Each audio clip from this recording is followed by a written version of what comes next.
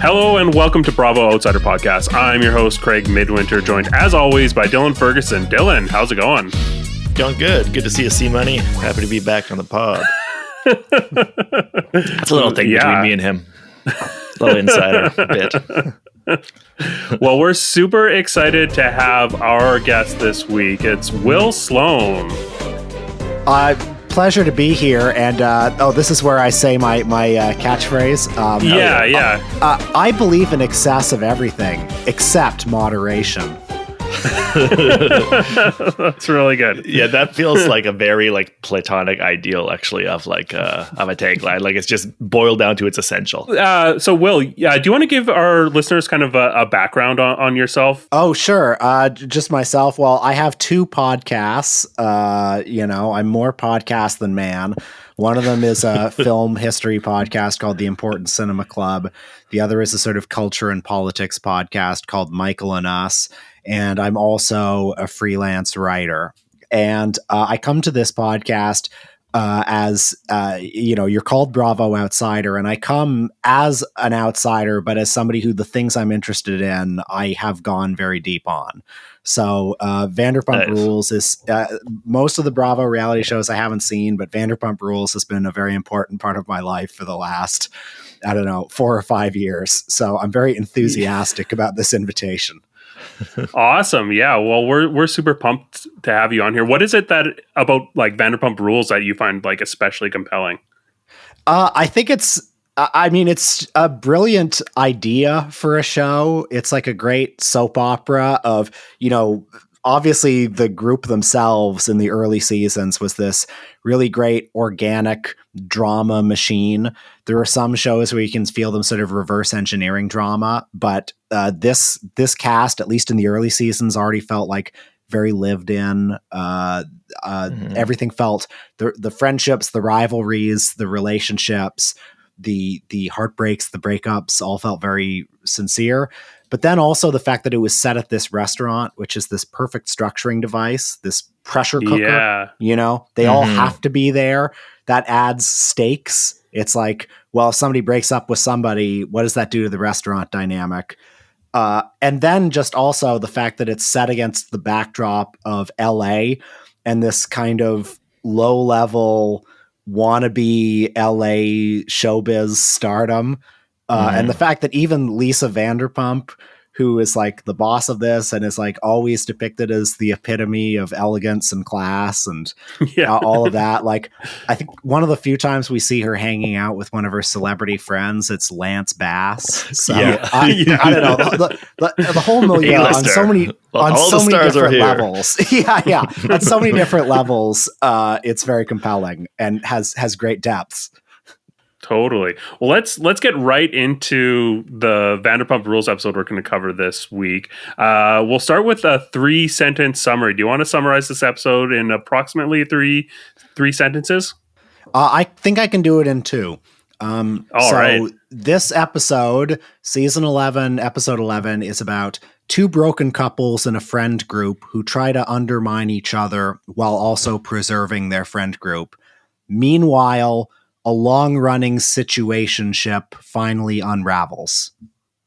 Yeah, that was the emotional fulcrum for this episode for me, was watching this dynamic with Joe and watching her her sandcastle wash away. I really love that. Yeah. Let's talk a little bit about the artistic point of view from this episode. So any sort of themes or storytelling devices that you thought were particularly interesting. Dylan, I'll let you lead us off here.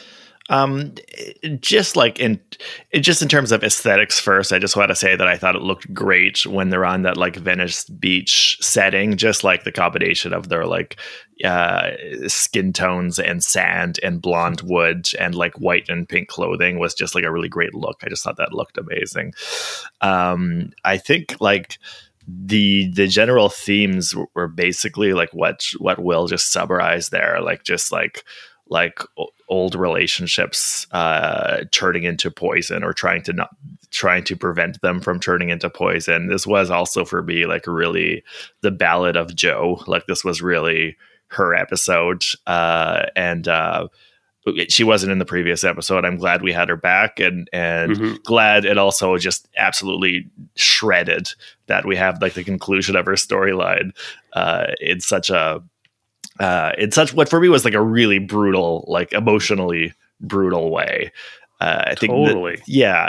The function that Joe is providing us in this season is kind of similar, not identical, but kind of similar to what Rachel provided us in the previous season, where it feels like you have like this like recognizable, quivering, vulnerable, beating heart in the midst of like all this like calcified, hardened, kind of becoming shittier people. And your heart just breaks for seeing them getting shredded as they enter this awful friend group. Yeah, totally. I love what we got from Joe, and I think that like the final scene that we got, as well as the scene in the bar, is like some of the most like raw Vanderpump Rules emotional storytelling that we have seen in recent memory. Like it's up there with the fallout of the Sandoval in my mind. Like you can actually just see her heart breaking, and it's like, if your heart doesn't break for her, did you have a heart to begin with? Yeah, I agree with everything you guys have said, and I don't envy anybody who tries to join this show in season 11 because like obviously in the first season, one of the big dramas of it was Scheana trying to break into this friend group with her past hanging over it. And this group has only gotten worse since. In one of the recent episodes, maybe a week or two ago, like when they're at that bar and all the girls are like purposely excluding Joe, and then she runs off crying. Like they're all so awful. I mean, totally. Just like nobody. It's moments like that when you realize like just stepping back how awful all these people really have become. And like Joe, I think has brought like kind of a weird energy onto the show, but I don't necessarily blame her. I think it's hard under the best of circumstances to live your life on TV, but then to join this, like, as you say, calcified dynamic, at a moment in the show where everybody is like, really hurting. I can't imagine that. But you were mentioning like literary devices and themes in the document, and if I can like drop a really annoyingly highbrow reference, a sort of meta theme of this season kind of reminds me of Jean-Paul Sartre's No Exit, where like the plot of that is it's set in a version of hell where these people are stuck in a room together and can't leave. And this is kind of what this show has become. Like it's about a group of people who used to be friends, and they still have to orbit around each other and around this same string of restaurants that their old boss owns. And all of that, even though like some of the drama of this show is like, oh, Ariana has to get over her anger about her ex, or Katie has to get over her anger about her ex. Well, no wonder they can't get over it, because like in a normal world, you wouldn't see your ex. Like you would figure out a way to get out of their orbit, but none of them can actually say on camera, well, we have to be here because we're on this reality show that depends on us to be here. Mm-hmm. They all have to keep making up sort of like fake reasons why they're orbiting in the same. So I don't know, like on a sort of meta level, that has been a sort of emerging theme on this show. Like they're stuck on this show, and that's why none of them can heal. Yeah, totally.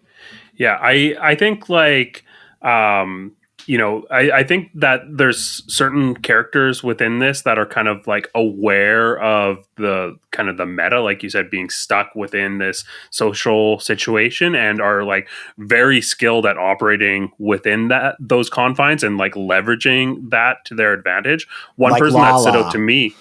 Yeah, Lala is really great at moving the story along, and Katie, I think, is really great at like using it to be vindictive. Like she is putting on a masterclass at like isolating Schwartz in whatever way she can, like by, you know, pursuing the same girl that he's pursuing and like sleeping with his best friend and making sure that his other romantic interest is completely like frozen out, and frozen out and has to be like this shame that he carries around. And like there's nothing that he can really do socially to like gain a foothold here, and he does not know what to do. He's like thrown into a complete tailspin this season, which is one of the most interesting things to watch that we've seen of like Tom Schwartz's story overall in Vanderpump Rules. So I'm really loving that. I'm really loving what like KD is bringing to this dynamic, as like tough as it is to kind of watch and empathize with her, since she's so like she's a very hard, like she's got a very like tough exterior. I think she's like really playing the reality TV, the Vanderpump Rules game, the meta game really well. I think I'll also just say that one of the tensions of this season that hasn't really been an issue before is because the Sandoval happened, it became like literally one of the biggest news stories in America. Before this season, they obviously realized the theory of these shows was you can never really, except on the reunion episodes, you can never acknowledge the fact that you're on a reality show and that you're famous for being on this show. And so in all the other seasons, it's like, oh, Scheana or somebody else has a new book, and it's like, why is Simon and Schuster putting out their book? Well, that's never, it's never acknowledged. It's like, oh, I just have a book deal. Yeah. She's just so good at placing people at the restaurant. Right. But on this season, and that was all fine and it sort of worked. But on this season, it's like they're constantly referencing, yeah, I said that, and then everybody on Reddit tore me apart. Or there was a moment a few weeks ago where somebody was like, oh, there was a rumor that came out about you. Oh, it wasn't from my team. Well, who's this team? You have teams now? Where are they? So it's like this is a tension that the show, I think, is like starting to buckle under a little bit, and I'll be curious to see how long it can sustain it. Mm-hmm. Yeah, I feel like they're doing a decent job of kind of like evolving with it. Like they realize now that they can't like sustain themselves by keeping up this illusion. The fact that we have barely seen a glimpse of Sir, the setting for the majority of Vanderpump Rules this season, is like, it kind of speaks to this desire to evolve. I think they're doing a decent job. I mean, we're seeing a little bit of growing pains still, but it's better than what it was when they were really trying to force it. I feel like season like 7 and 8 of Vanderpump Rules are really like tough to watch because it's just like, I don't know, it's not really giving a lot. They're trying to really force something. And I thought the show was dead going into season 10. I was not even going to watch it. And then obviously, you know, all hell broke loose. And it was one of the best seasons of reality TV that I've ever seen. Yeah, the fact that they all own their own restaurants or bars now has helped. Like it gives it that plausible, like, well, hey, they still have a thing that they're doing. Like they have moved on in their careers, so it's not like it's not them in like season 6, like still serving a shift at the bar, even though they're really famous. Yeah, still pretending to have jobs at the restaurant when they clearly don't anymore. At least there's still like some workplace drama because they're always struggling to, interview people and test out drinks and wear pink hard hats and hit a sledgehammer against a wall once in a while. Totally. Did either of you guys have anything more on sort of the artistic presentation of this episode? I thought it was well done. You know, the people who do these shows are obviously brilliant at what they do, and I thought the weaving, the growth and the weaving in of and the crescendoing of the Joe drama was handled very well. Yeah, I agree. I think like there is one other thing that I want to talk about in terms of the artistic presentation here, and there was one image that they put in. I think Vanderpump Rules does a great job just like with visual storytelling and like sliding in pieces of imagery that are just like really nice and valuable. There's a shot after the scene of the singles night at the bar. It ends on a scene of like this spider in front of a light, like weaving a web. And I thought that was just such an amazing image to kind of like express where we are in this arc that between Joe and Tom Schwartz. Like, also on the soundtrack, they were playing a song where the lyric is something like "caught in your web" or something as they show the spider web. So they underline it. They really underscore that to make sure you catch it. Yeah. I thought it was like maybe a little on the nose, but I also like really appreciate when they do things like this, when they try to like incorporate symbolism, like just this idea of like this web being like both fragile and complex and like wondering about this. Yeah, the spider being potentially like deadly and poisonous, and I just really loved that moment in there. I really like that too, because to me it makes me start thinking like, okay, like who's caught in whose web. Like the drama that we just witnessed is like between Schwartz and Joe, and we understand that they're both in a bit of a bind because Joe loves this guy, God help her, and Schwartz is just like, I want to go flirt with other people right now. I'm at singles night. I've got the green bracelet on. Yeah. It invites you to think about like who's trapped by who. Is Schwartz trapped by Joe's love in this situation, or is Joe trapped by Schwartz putting her in this like one of the guys' box, and like where she's always kind of invited to stay close to him, but is never really welcomed into being an official relationship. So I kind of like looking at it that angle, like who's actually trapped who in that situation, because I think that's a kind of dynamic I think that probably most people can recognize like from their own lives and stuff. And I think it's interesting to see it play out this way. And like you could say like Joe, she should have known what she was getting into going on the show. And you could also say she should have known what she was getting into this pseudo relationship with Tom Schwartz, which has been going on for who knows how long. And she probably did, though, is the thing. Like, it's like, she does love this guy. And it's also like such an obvious, maybe not obvious, but it's a bit of like a red flag that his nickname for her is Joseph, which by the way, they both have terrible nicknames for each other, very entry level nicknames. But by him using that nickname that like masculinizes her, it's such like one of the guys label. And it's like, it's that classic thing where like when a woman decides that she's going to be one of the guys in order to like be close to the person that she likes, it's like that double-edged sword dynamic where then you get more access to him, but then you eventually realize at a certain point that the trade-off for that is that he's decided he doesn't owe you anything emotionally. Because you're one of the guys, because you're a dude, I don't need to give you that emotional respect. And that's what we really see from Schwartz at the end, is him kind of saying without quite saying it, because he can't say anything except for Joseph over and over, is that that like I didn't think that I needed to give you any kind of emotional respect because of the position you put yourself in our relationship. Yeah, I'm undecided where I stand on Schwartz in this dynamic, because obviously she loves him so much and he can see that she loves him so much. And in that context, probably ungentlemanly to sleep with her so many times and string her along like that. But he is also, I think from what we see, pretty open about actually what his intentions are. He keeps saying over and over again in episode after episode that he doesn't want a relationship. He wants to like flirt. He wants to sleep around. So I don't know, like it's to some extent, I think, she has to take responsibility for the fact that it's not actually mixed signals, Yeah. He's pretty blunt about his intentions. Totally. And the fact that she's going with him on a singles night that she basically invited herself to is kind of like, okay, you can't blame him for what happened. But also I think because she does love the guy, we often talk about like, oh, you're in love, you're blind or whatever. But often I think being in love, it gives you a lot of clarity, but you just, what are you going to do? Not pursue the person you love? Like, of course you're going to. Like, she probably sees this end goal of her getting emotionally shredded. She's probably seen it all along. She knows she knows that that's where it's going to end up, but she's going to do it anyways because she loves the guy, right? That's how it works, right? And that's where his responsibility comes in to have ended it long before.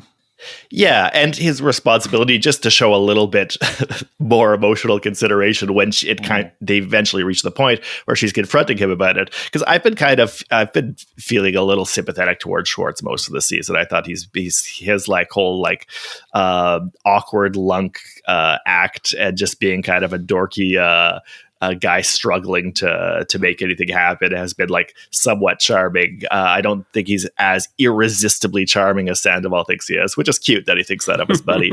But seeing him deal with Joe near the edge made me kind of remember how much this guy sucks. Because it was just like him just like sitting there while she's like, asking for some kind of acknowledgement and just doing nothing but saying, Joseph. Oh, Joseph. Well, yeah. It gave me flashbacks to how often he did that with Katie, just going, Bubba. Oh, yeah. Bubba, just unable to think of anything else to do. Yeah, one of his negative qualities is his desire to be all things to all people, to be liked by everyone. There are times when like he was admirably chill when Katie slept with Max. I think that is to his credit. He wants to rise above drama, but on the other hand, like in so many of his interactions with Katie when they were married, it's like he wanted to always have it both ways. He wanted to be the most likable guy, while also siding with everyone who wasn't Katie. So it's like his biggest flaw is like not like actually owning what he wants and taking responsibility for what he wants a lot of the time. Yeah, and just being in a confrontational situation and not being able to do anything but like just sit there, like not even put an arm around her, not try to like ask her questions, not try to like explain his perspective. I get that's really fucking hard to do in a situation like that, but you kind of got to try a little bit more than he's trying in that situation, I think. Totally. One other thing that I wanted to point out, I think like I've realized over the course of this season just how important on these shows body language is in terms of how we read these scenes and these stories, because as soon as Joe was introduced, she has like a body language that we have never seen before on this show. And it's like we've talked about it being this kind of like cringy millennial type like improv energy, and I'm glad that we got some payoff to this at the end of her story, and we see this like one last like roar that she gives to Tom as he's trying to like explain himself, and it like becomes clear this is like a defense mechanism. This is a way that she can like shield her like inner feelings from all the exterior elements that she interacts with, especially like Tom Schwartz. This is like a way that they are able to like speak without speaking kind of with each other. They just have this like this surface level banter, like meme back and forth at each other instead of like addressing the actual like feelings that they have. And to see the kind of like dying gasp of this dynamic be this roar before she's like, actually, no, shut the fuck up. I'm telling you how I'm feeling. I thought was just such a like lovely payoff to this. Yeah. I agree. She's secretly like the most normal person on the show right now, because obviously everybody else is very good at being on the show. They're good at being on camera, which she isn't for the most part. Yeah. Like, it's bad enough that she's in this awkward situationship that makes her act weird, but then also to have a camera in front of it and have all these people who hate her contributes to her like weird affect a lot of the times. And to all of that, like it's come into focus for me over the episodes that all of that is normal. And I'm increasingly sympathetic to her. Totally. Yeah, I've made this point before on the show, I think, but like the people who are good on camera read as normal on camera, but the people who are good on camera are not the normal ones. Those are like exceptional, strange people. Like most human beings just cannot act in a way that reads as normal on camera. That's just not usually the case for most people. Yeah. Bit of a digression, but I'm sure you read the New York Times Magazine article about Sandoval a few weeks ago, right? I read that. The bit in that really haunted me was when the writer was talking about how like if a plane goes by or there's some loud noise outside, he'll like stop in mid conversation, even if there's no camera, and he'll wait for it to pass. Like the way that being on this show just like rewires his brain. Oh my God, chilling. Yeah, that haunted me too. And that really makes me realize how you're talking about like the no exit thing, like how I don't think these people could conceive of living without the show anymore. Like I think it's become so much a part of how they process reality and how they understand how they're seen by other people that I don't think they would be able to disconnect themselves from it voluntarily. I don't think they would know how to do that anymore. Totally. Yeah.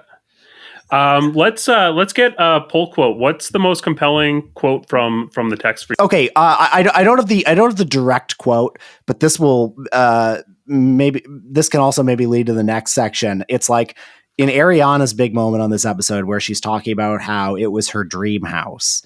That clarified to me. I mean, she said it before, but the use of the word dream house in this specific context clarified to me a little bit more, like why she hasn't moved out of the place yet.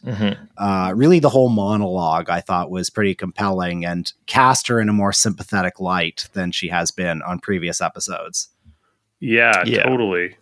I feel like this like journey that we're getting for Sandoval, like the first half of this season has been pretty sympathetic towards him and not so much towards Ariana. It feels like that dynamic is turning. Like the show had to do a lot of the same groundwork that, you know, Sandoval and his side had to do in terms of getting people back on side. The show needed people to like buy in to Sandoval as like a human again, not just this caricature that they hate. So yeah, I agree. We're starting to get a more nuanced perspective on the pain that Ariana is like processing right now. And yeah, that was a very like great emotional scene.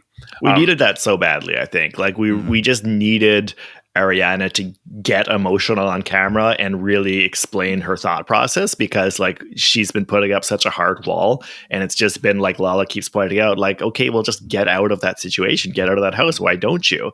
And now, like you said, Will, when she gets really emotional and kind of breaks down a bit on camera, she really explains it. You know, this is my home. I have so much attachment to it. I've put so much into it. I have so much memories. It's my dream house.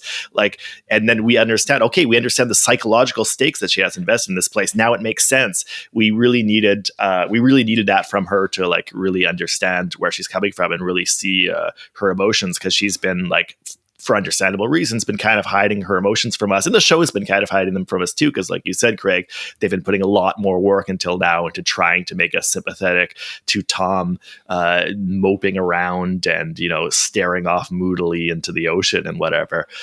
So we really needed that moment from Ariana. I was glad we got that here. Yeah, totally. Let's get into our highlights. We'll start with you. What were your highlights from this episode? Oh, well, I mean, that moment in particular, I think it has been interesting, the sort of like volley of sympathy back and forth between Tom and Ariana. I think like they've done a good job in like building that and like testing the audience's alliance. I mean, you know, Tom also has been, I think, even though they've given him the most sympathetic edit they can, he hasn't been all that sympathetic. No. He can't help but get in his own way. Yeah. And that moment where Ariana breaks down is like one of those classic moments where when reality TV is working, it's sort of therapeutic for the audience, or if not therapeutic, it's like a horoscope, where you're looking at this like moral drama and you're thinking, what would I do? What would I do if my friend were in this situation? Sure. Sort of like how when the Sandoval happened, it became this Rorschach test of like every broken couple, everyone who had ever been cheated on. Which is why it became such a big thing, right? Yeah. Everybody put and self-inserted and associated it with their own lives. Yeah, and this was a difficult thing to explain to anybody who was like, why is there so much? Somebody cheated on a show where everybody cheats. Like, why does this matter? And it's like, no, you don't understand. It's like, it was this particular couple and what they represented. So yeah, I think like that moment of her breaking down was a landmark in that relationship with the audience. Yeah, totally. Dylan, how about you? What were your highlights here? It's not really a highlight because, you know, she did the whole head, but I just wanted to return to Joe for a second, that the fact that she does Tom's hair and dies of that awful shit. Yeah, it does a horrible shit to it. Like, it looks terrible. Poor guy. But I love that in the show because it becomes this like physical manifestation of the idea of like I have invested in you. Part of you is me, and that seems to be part of her argument of being like, you do owe something to me because we have all this history together. Like, this is like this, there is a part of you that is me, that comes from me, that comes from my care and my attention.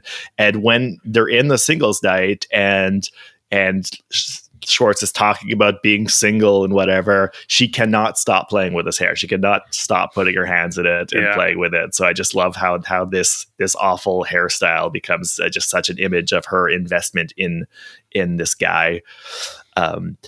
Beyond that, I highlight for me, well, so the paintball was a letdown, I thought, because I did think that we were going to like just see a whole paintball fight. Like, there was maybe not a whole thing, but some more highlights. Like, there was like an episode of New Jersey last year where they play like a charity baseball match, and we actually get to like follow along the match. There's like a score bug on the screen, and we get to like follow along. That's fun. I like this. That stuff's fun. So I kind of thought we are gonna get that with a paintball. Instead, it's just like building up Sandoval as a paintball master that immediately gets hit in the foot by Kennedy, and it's like, oh, I'm out. Yeah, there was something kind of listless about the paintball scene. It felt like, on early seasons of the show, it works like, oh, we're gonna go watch monster trucks, or we're gonna go do some activity that like kids would like doing. And one of the dilemmas of the show right now that you especially feel in the Valley, I think, is the fact that they're trying to figure out how to transition these people into middle age, and it's not like it's a difficult transition. So the paintball thing felt like just like a kind of rote echo of a thing they used to do. Yeah. It just, you saying that just brings back memories of that awesome moment where Sandoval has to miss out on something that was important to Ariana. I can't remember what. And she was like, tearfully saying how important it is to her. And he's like, man. Yeah, I get that. That's a top. But Jack's rented like construction equipment and you could smash things.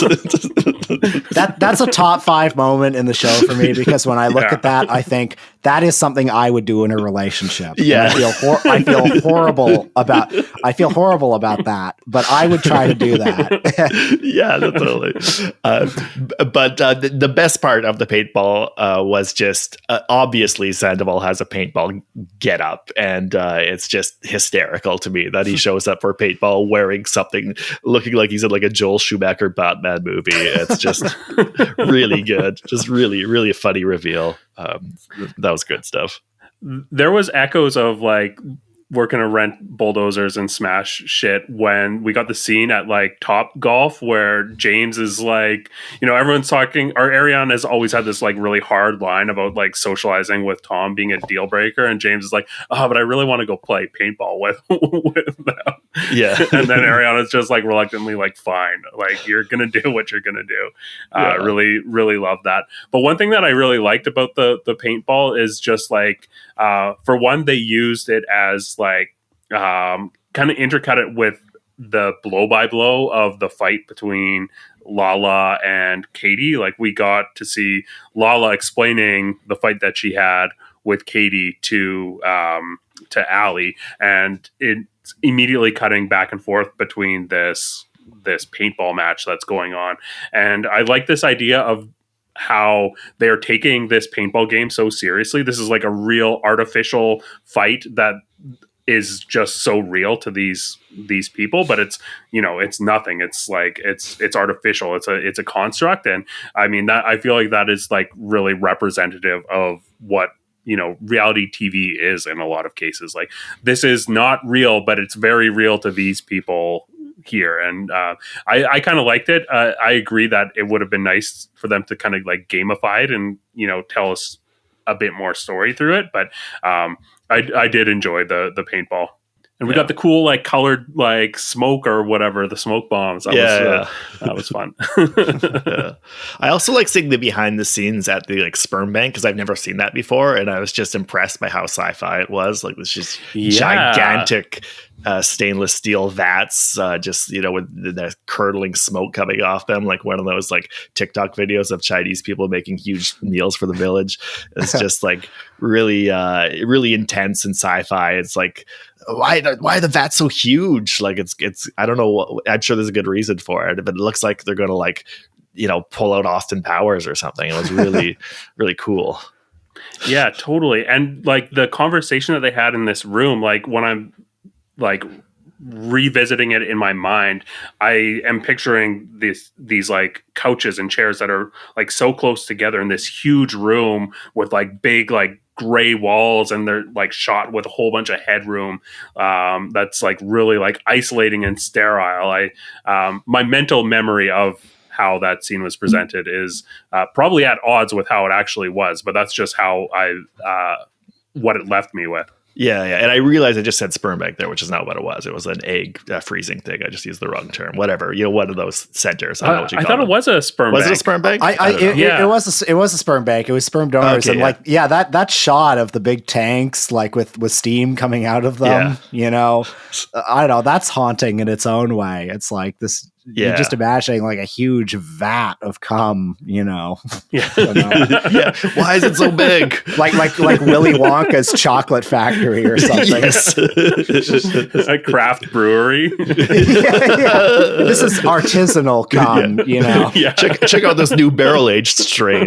Yeah. Got some India Pale. We interrupt this cum joke for some breaking news. By the way, can I just tell you guys something off topic? I just saw, I got a text on my phone saying that O.J. Simpson died. I know you'll want to hear that. Just stunning news that I'm like, you know, I want it recorded for posterity on a podcast that I broke this news to someone. O.J. Simpson, the Heisman Trophy winner. Yeah, so I know this is going to be really hard for you guys. You know, if you need a break, you know, to gather your thoughts. Yeah. Well, someone needs to check in with the morally corrupt Faye Resnick on how she's doing there. That news breaking. Yeah. So in terms of my highlights, I really liked the scene that we got with Lala and Joe at the hot dog hut.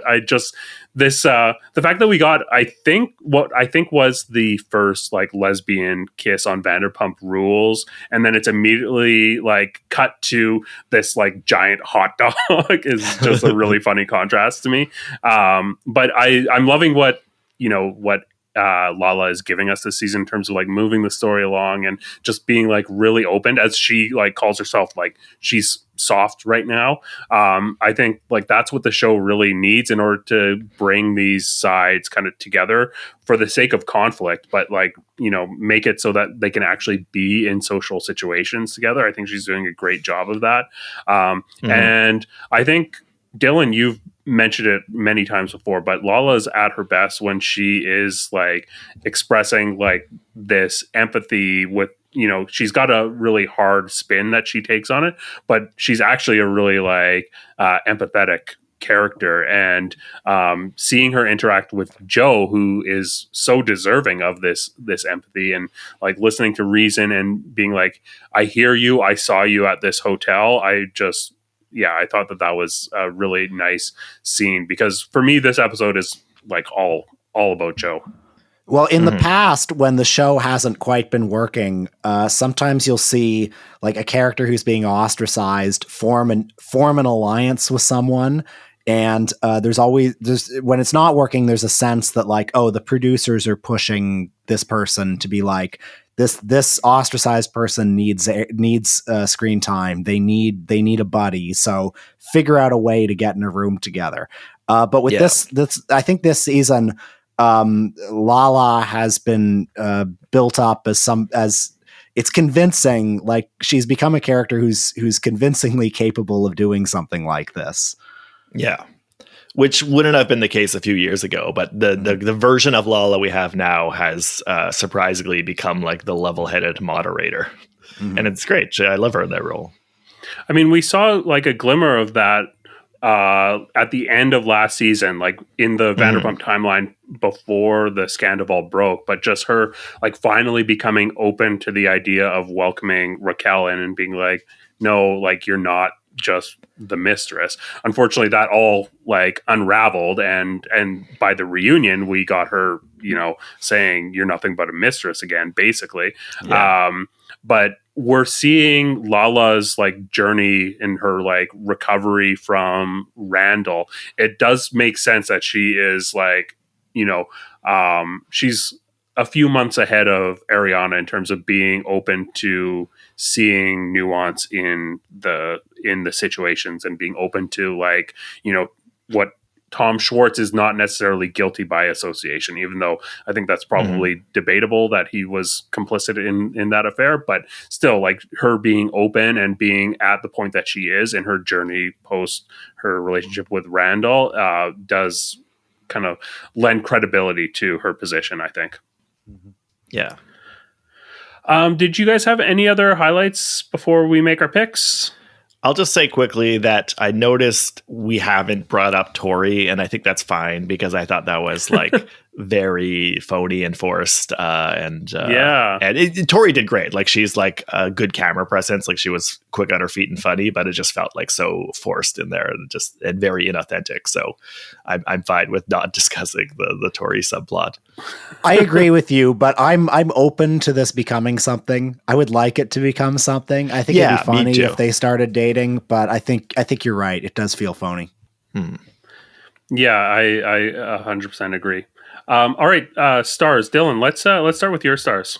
Well, obviously my first star is the Juice, R.I.P. Very separating the artist from the art. I appreciate that. No, I'm just kidding. The first star is Joe. Naturally, it was her show, and presumably this is the last we're going to see of her. I think it seems like a send off. So, good to have you around. Sorry it had to end this way. It was a very emotional journey for me. So thanks, Joe, for going through that meat grinder. Who else am I going to star on this one? Really? You know what? I'll give us, even though I just like kind of dissed that subplot, let's give a second star to Tori because she did, even though I didn't buy it for a second, it was like a good, like she was camera ready. It was a good showing and, you know, made some stuff happen. So whatever, we'll give her a second star for first appearance. And I don't know. Third star to James Kennedy for winning paintball. He nailing Sandoval on the foot, taking down slaying the Goliath with one shot. Yeah. Will, how about you? Joe, obviously. Second, I'm going to give to Ariana because her big moment. Very powerful. And third, I'm going to give to Schwartz for turning into a sort of compelling anti-hero on this episode. You know, he had some interesting shading to his character here. So I think he deserves that much. Totally. Yeah, that's same picks as me. Like Joe is could be 1 through 3 here, but definitely the number 1 star for me. Number 2, I would actually put Tom Schwartz in number 2 because I think like he's responsible for a lot of what's going on, a lot of the messiness. And, you know, this isn't necessarily by his design, but he has brought this to the forefront for us. So he gets some credit. Also just want to like call out quickly a moment when they're at the beach bar and they both order like non-alcoholic margaritas, and then there's an insert shot of Tom Schwartz adding a tequila shot to his non-alcoholic margarita. Really, really love that part of his like sober great. Curious journey. The idea of having a non-alcoholic margarita with alcohol. Love that. And then, Ariana, I think also we are seeing the needle move a little bit with how she's being presented here emotionally and, a lot more sympathetic than she has been at the beginning of the season for me. I kind of forgot about Ariana for a second, so I'm going to revise mine to Joe, Ariana, Tori, and with a little shout out to Brock for saying the guy's been castrated like a Kiwi Freud. Good for him. Let's get into the Valley. Will, let's start with your 3-sentence summary for the Valley. A group of friends in early middle age trade notes on their dormant sex lives while preparing for a gala benefit. Meanwhile, Kristen and her new boyfriend Luke struggle to reconcile their shared desire to be on a reality TV show with his desire to not live in the city where that show is filmed. Yeah, that's really good. What did you guys think about how this story was told visually? Dylan, let's start with you. I mean, not as immediately fascinating to me as Vanderpump Rules. I'm struggling to think of like a visual moment that stood out for me. Janet like creeping around the corners, overhearing like Kristen's conversations with Zach. Just the way the camera catches her like standing up just to the other side of the door, peering in. Those were fun shots. I would say obviously the show like rises to the level of competence that Bravo shows always do, just on a technical level. But I'm struck by it made me realize how much like LA is a character on Vanderpump Rules. All the interstitials, just visually, you get a great sense of like what LA looks and feels like. And I've yet to be really swept up in the Valley. I don't quite know like what the vibe, what the atmosphere is. I think it's failed to establish a real visual identity, like distinct from Vanderpump Rules.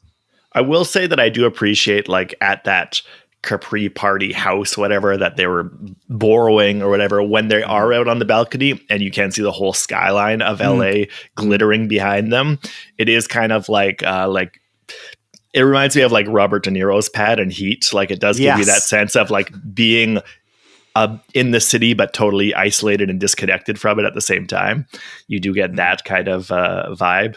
I appreciate that. Yeah. And actually something that comes across to me from this show is like how far it feels from LA just in general, and like not in a good way. Yeah. Totally. Yeah, I think like the thing that has kind of stood out to me about what they are exploring is this idea of like or just people trying to be this idea that they've built up of whatever it is they are. Like they've got this idea of adults that they're all trying to like fill and be. They're trying to step into something bigger. And we talked about a little bit about how Luke is like trying to be this idea of a man, what he thinks like a man should be. And that's like, it's this idea that is guiding him as opposed to like principles that he truly believes. I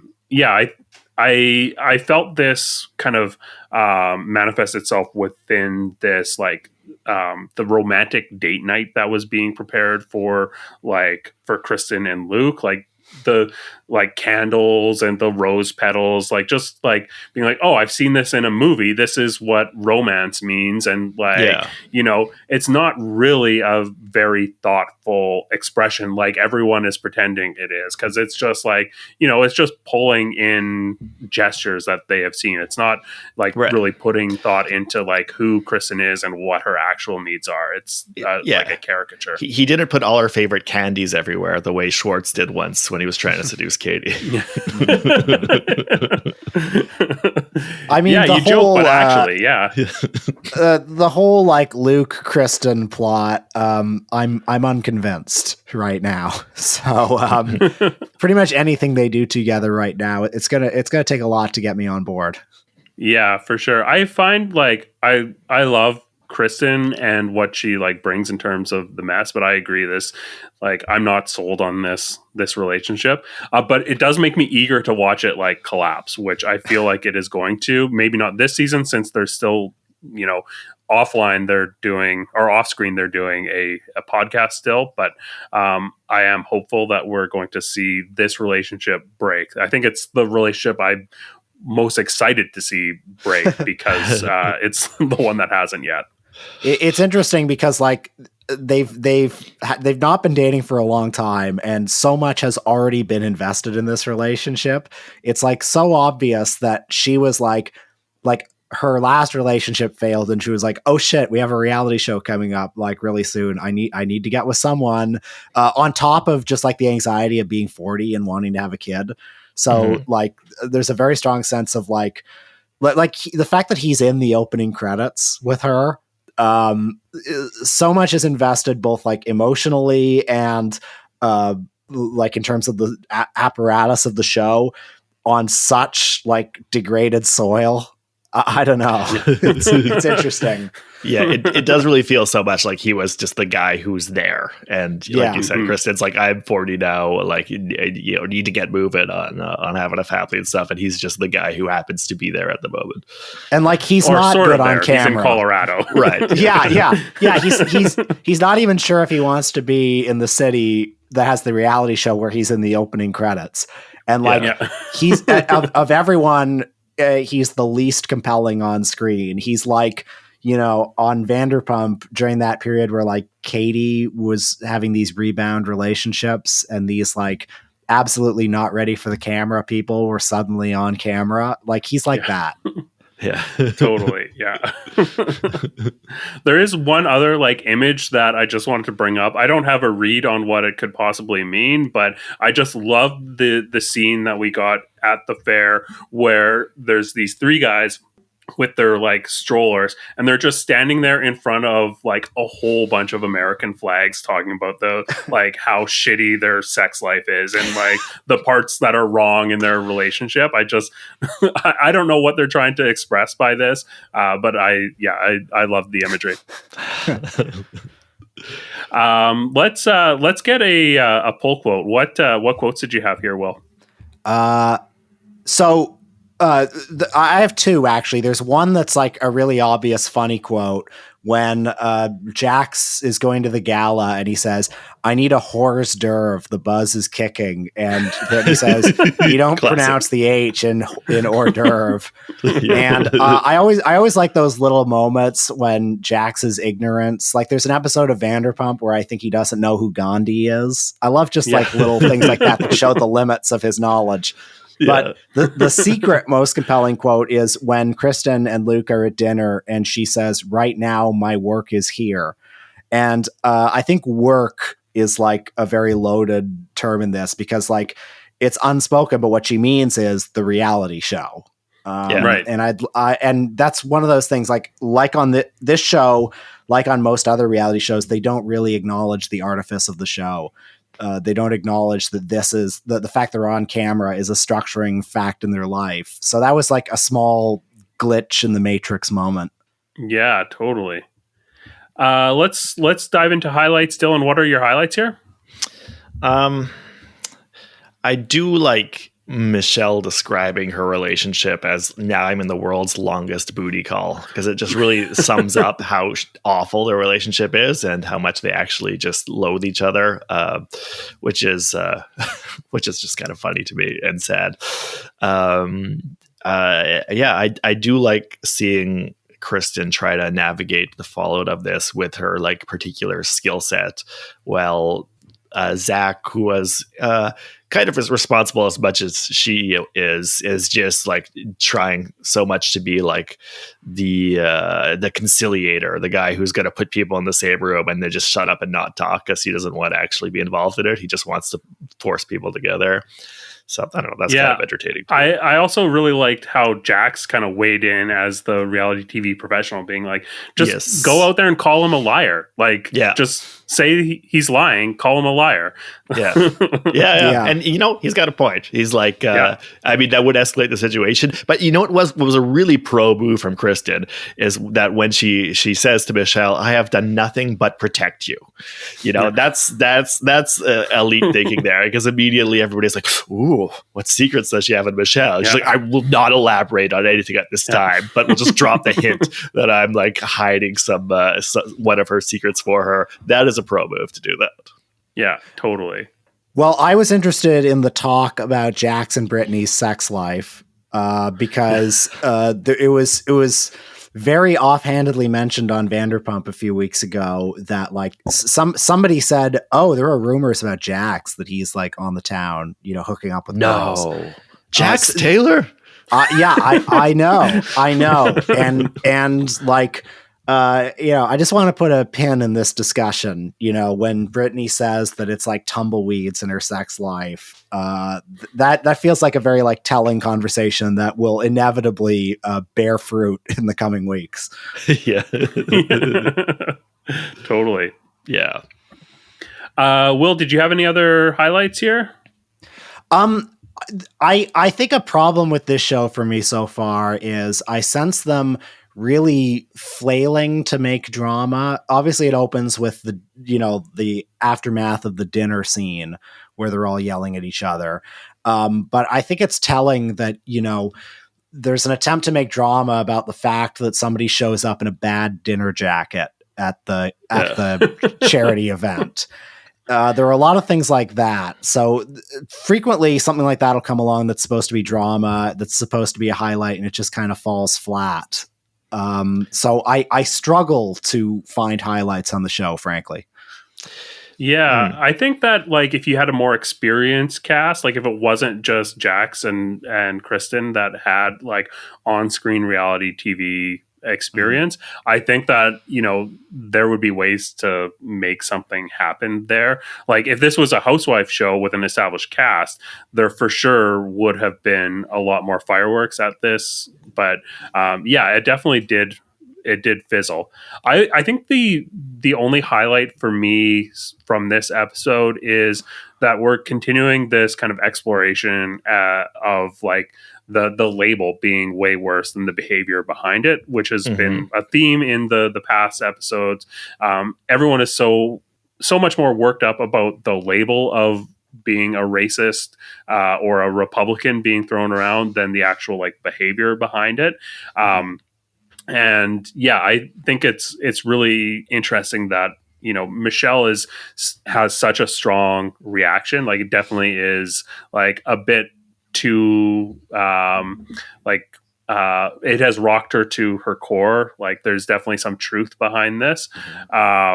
So I am excited to see where this exploration goes, because no one has actually really gone to her and been like, well, yeah, they're saying this, but is it true? Like, did you say something like that? No one is like really latching onto this. And I'm excited to see kind of what the motivation behind this is. Is it just like white people being worried about like being labeled as a race, like racist, or is it like is there more of a social currency element to it where they see Michelle as having more social currency than Kristen does, and that's why they're siding one side or the other? I'm excited to see how that evolves, but I would agree with you guys. There's like, this was a bit more thin of an episode than we have seen so far in the Valley, and definitely like a lot more thin than what we got from Vanderpump Rules.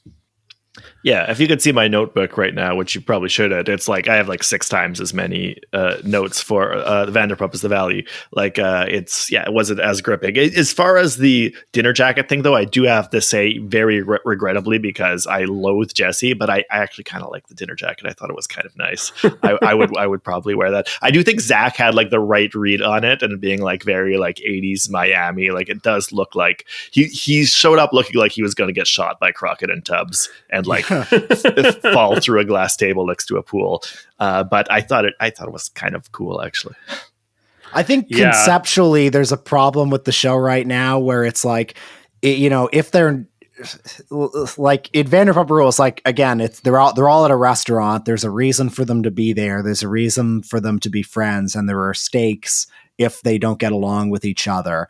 And also like, again, because the backdrop is LA, there's a pretense that they're aiming for something greater. One of them might become the next Brad Pitt or something if an audition goes the right way. But on this one, it's like, yeah, they're normal people in the suburbs, and why are they going to benefits? Why are these people that we don't know that well going to the same benefit as Jax and Brittany, who are established stars? and why do they all hang out together, and what are the stakes if they don't get along? And a show like the Real Housewives shows make it work because I feel like well, there's an attempt to reverse engineer some Vanderpump Rules style drama on the Valley that doesn't quite fit the tone of like, oh, we're all dads in the suburbs now. Yeah. It would have to figure out a different kind of drama. Yeah, and they do really seem, I mentioned this last time, they really seem to be more and more just gravitating towards the Real Housewives structure, as because like that's like the way they know how to do it. It is starting to feel more and more just like the Real Housewives of the San Fernando Valley to be.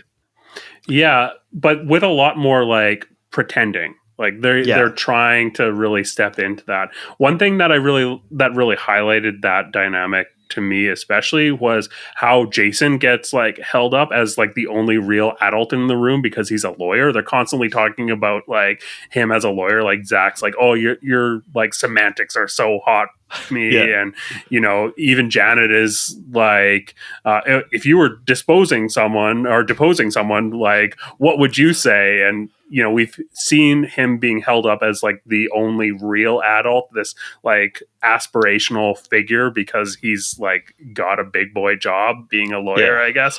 I really love that, providing some contrast with this cast. Mm-hmm. Also, I think his job as a lawyer is, doesn't he cheat people out of severance pay or something? He's not a good man. But actually, on a show like The Real Housewives of New York, they all sort of seem like, from the start of the show, they all seem like self-sustaining organisms. They all have careers and interests, and it feels like they've all had a big history before the show has began, and they would function just fine without it.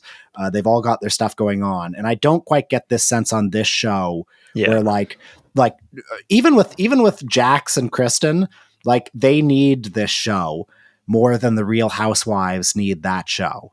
And so it doesn't feel organic in that way. It doesn't feel like a documentary about these people who happen to be interesting in their own right. Yeah, but that's also its strength too. When it is working, is that because it has that kind of in between vibe, and I think Kristen embodies that the most as being somebody who's like definitely like she doesn't have kids yet, and is definitely not in like a settled domestic relationship at all yet, but is like very keenly aware of the fact that she's getting too old to continue being like a West Hollywood party girl or whatever, living a messy life, and so I think when like it focuses on Kristen, and when we have that kind of focus on being between two worlds and not quite belonging to either one, that's when it works the best. Yeah, totally. Yeah. Let's make our picks now. Will, I'll start with you. Who are your picks?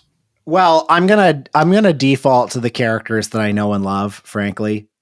Dinner jacket drama aside, I have to. Number one is Kristen for all the reasons that you just said, and then number two and three are Jax and Brittany, because Jax in particular, I'm just so happy to see again. And I think once I build up more of a love for the other characters, maybe they'll be on there. But for now, I'm sticking with who I came in with.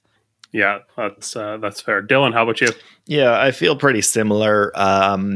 Number one, Kristen. Yeah, for sure. That just makes sense. Number two, Zach, I guess. I don't love Zach, but he's making things happen. He's like active and like trying to be somebody who kind of steers relationships and configures relationships. So, good on him for being somebody who's making things happen. Third star to Sunflower the Wallaby. I think for my picks, number one, like you guys said, Kristen is number one. Jax as well.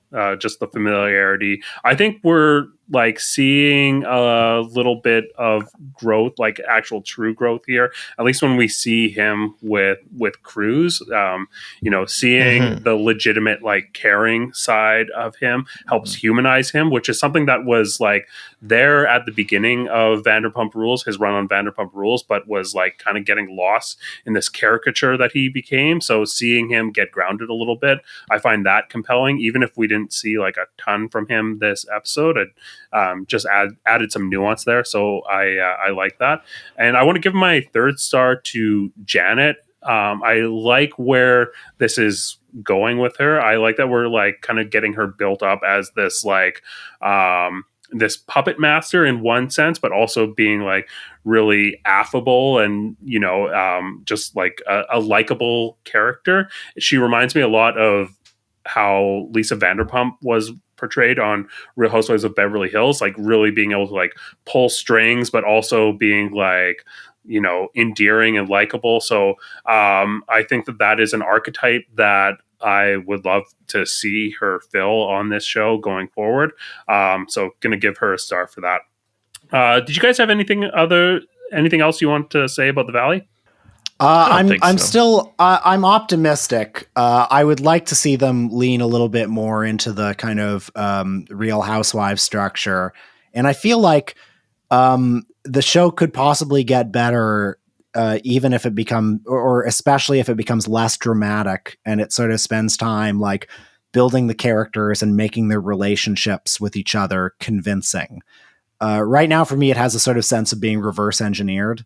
And if they can sell me on the idea of these people actually being friends and actually wanting to be in a room with each other, then I think I could like it more. Yeah, I definitely agree. I think the dynamic definitely seems constructed. I think one thing that it has going for it is, well, aside from having Jackson and Kristen, but I think overall the cast is really interesting or compelling or likable. You know, they all at least have some trait that I like to see on camera, with the exception of maybe Jason. I find kind of boring, but him providing contrast to the rest of the kind of aspirations of this cast, I see his function there. Awesome. Well, thank you so much for doing this, Will. Do you want to let our audience know where they can find you? Yeah, I'm on Twitter, or the platform formerly known as Twitter, at Will Sloan ESQ. And my podcasts are The Important Cinema Club and Michael and Us. Awesome. Dylan, how about yourself?